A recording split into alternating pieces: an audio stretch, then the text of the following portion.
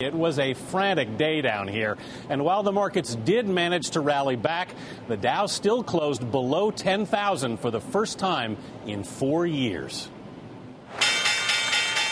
What started as a global sell-off quickly spread to Wall Street. People are just spooked, they're scared, they're afraid, and it's not even Halloween yet. A year ago this month, the Dow hit its all-time high at more than 14,000. It's now fallen nearly 30% since then.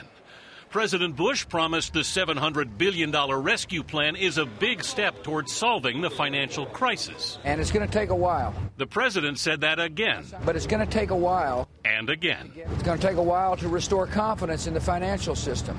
55% of Americans in a new CBS News poll now say the economy is in very bad shape, the highest number ever recorded in the poll. And 3 out of 4 see the economy getting worse.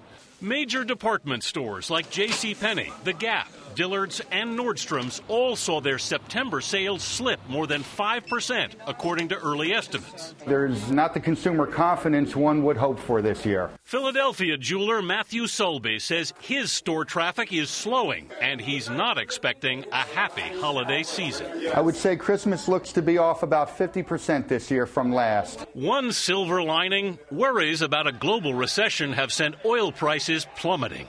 Crude dropped below $88 a barrel. Gas prices, now averaging $3.50 a gallon, should quickly follow. And in the next 10 to 14 days, I'm expecting prices to decline by another 20 cents a gallon. And by the end of the year, we should have a national average of $3 a gallon or less. But that won't be enough to put the brakes on a recession. And there's a growing expectation down here, Katie, that the Fed will have to step in with an emergency rate cut sometime very soon.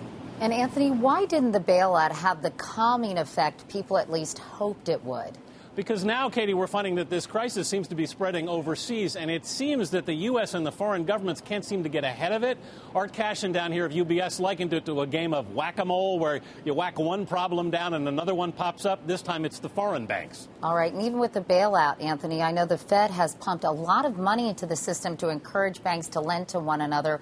Why doesn't that seem to be working? Yeah, it's billions and billions of dollars, Katie. It's because the banks are still waiting to see what their own losses are and waiting to gain trust in other banks before they start moving this money around again. It's a massive crisis of confidence, and no one is really sure how to solve it.